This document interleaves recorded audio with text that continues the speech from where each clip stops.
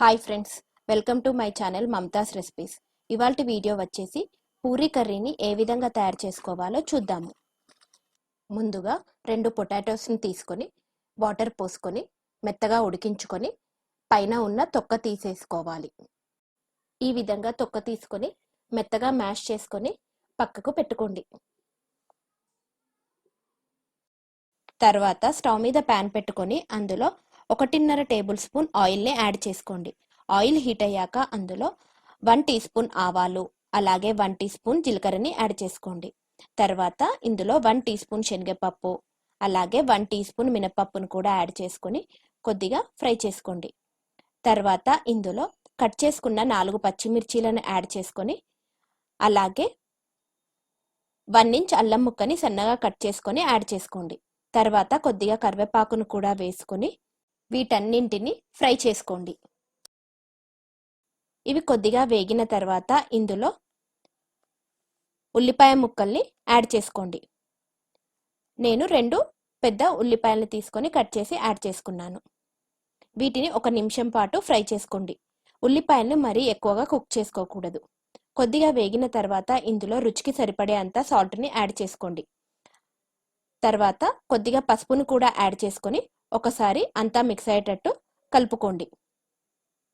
తర్వాత ఇందులో మనం మ్యాష్ చేసి పెట్టుకున్న పొటాటో మిశ్రమాన్ని యాడ్ చేసుకోవాలి.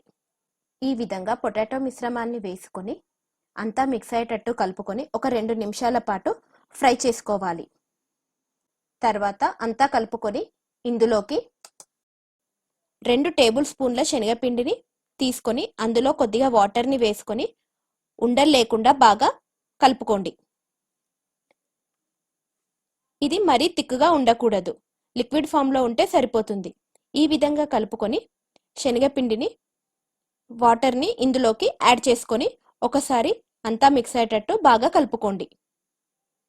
శనగపిండిని వేసేటప్పుడు మంటని లో ఫ్లేమ్లో పెట్టుకొని అంతా మిక్స్ అయ్యేటట్టు కలుపుకోండి. తర్వాత ఇందులోకి వాటర్ని యాడ్ చేసుకొని అంతా మిక్స్ అయ్యేటట్టు కలుపుకోండి. ఈ విధంగా మొత్తం అంతా కలిసేటట్టు కలుపుకొని టేస్ట్ చూసుకొని సాల్ట్ సరిపోకపోతే కొద్దిగా సాల్ట్ని యాడ్ చేసుకోండి. ఇప్పుడు అంతా కలుపుకొని మంటని మీడియం ఫ్లేమ్లో పెట్టుకొని ఒక 5 నిమిషాలు మూత పెట్టుకొని మగ్గించుకోండి. 5 నిమిషాల తర్వాత మూత తీసుకొని ఒకసారి కలుపుకోండి. ఈ విధంగా పలచగా ఉన్నప్పుడే స్టవ్ ఆఫ్ చేసుకొని లాస్ట్కి సన్నగా కట్ చేసి పెట్టుకున్న కొత్తిమీరని యాడ్ చేసుకోండి. ఈ కర్రీ మరీ చిక్కగా ఉండకూడదు. ఈ కర్రీ చల్లారిన తర్వాత కొద్దిగా గట్టిగా అయిపోతుంది. అందుకని కొద్దిగా పల్చగా ఉన్నప్పుడే స్టవ్ ఆఫ్ చేసుకోండి. అంతే, చాలా సింపుల్గా హోటల్ స్టైల్లో పూరీ కర్రీని ఇంట్లోనే తయారు చేసుకోవచ్చు. ఈ కర్రీని మీరు కూడా ట్రై చేసి మీ ఫీడ్బ్యాక్ని కామెంట్ చేయండి. అలాగే మీకు ఈ వీడియో కనుక నచ్చినట్టయితే please like, share and subscribe my channel. Thank you for watching.